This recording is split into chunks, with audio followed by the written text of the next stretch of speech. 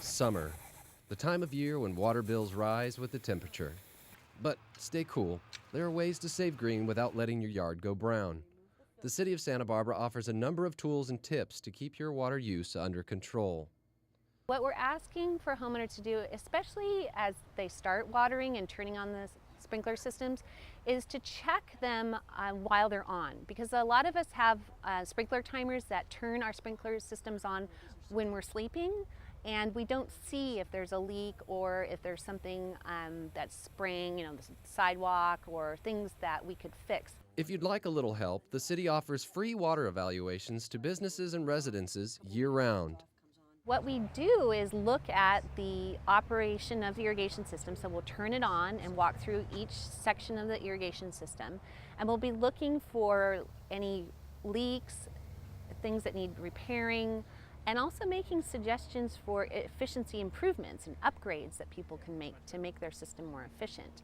Are you Rudy?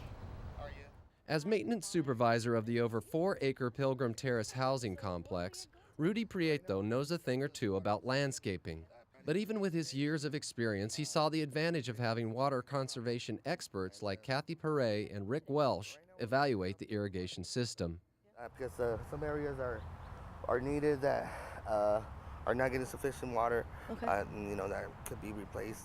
The first step of the evaluation is to check the water consumption history of the property. You can compare. Like last February, it was raining. You used 0 uses of water. It was perfect. Yeah, we turned off our clock. Turn it off. But all of a sudden, you've got a real big jump going from March to April. To see how effectively different areas of the landscape are being watered, evaluators use a simple device called a soil probe. Santa Barbara clay. Yep, it's very dry here. Yeah.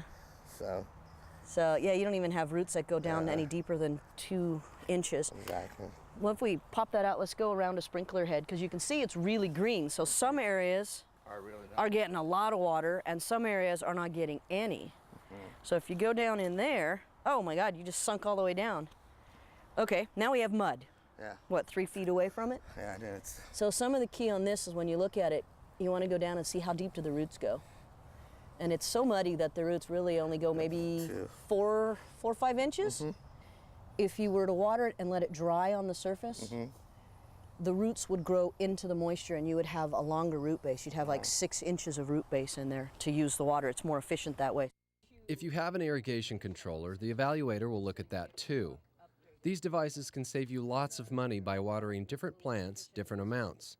But they can cost you more if you forget to do one simple thing. Do you change your battery regularly? Once a year. Once a year. This is the best, although this one says 2008. It might be time to change it. Okay. Seeing it's 2010. Maybe that battery's one of those old ones. Yeah, have you recognized what happens? It goes on to default, and it waters every station for 10 minutes every day, every start time. It will double your water bill. A $3 battery will save you $300. Change it every April. Every time the wind blows and the power goes out, the clock goes on to default if you don't have a fresh battery. Next, the evaluator will have you use the controller to turn on a zone at a time to see how it is operating.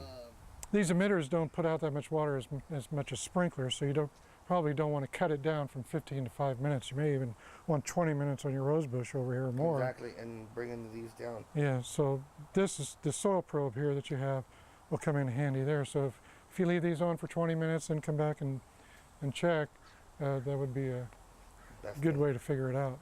And if you don't have a rain sensor, the city will provide you with one free of charge. And when the water comes in here, what it does is it interrupts the watering cycle. So the clock will come on, it'll say, it's 1 o'clock, let's water. And if it rained and there's enough liquid in here, about 1/4 of an inch, it won't go to the valves. So the valves won't come on. So you have a chance to come out here and actually turn this clock to rain off. This will only keep it off for about 2 days. So it's a convenience factor, so it doesn't come on at 1 in the morning and you know it's watering and you're at home in your pajamas and you don't want to come out here. So the evaluator will then look at what plants you have and where, then make suggestions that will save water. To me, this would be a good candidate to get rid of the grass. I brought this literature on lawn alternatives, and you plant this some of this in clumps, and then it grows out in a couple of years. It'll look like full, look like lawn. those grasses would use, they say more than half as much water. And the city can not only help you plan a water-wiser landscape, it can help you pay for it too. We have the Smart Landscape Rebate Program.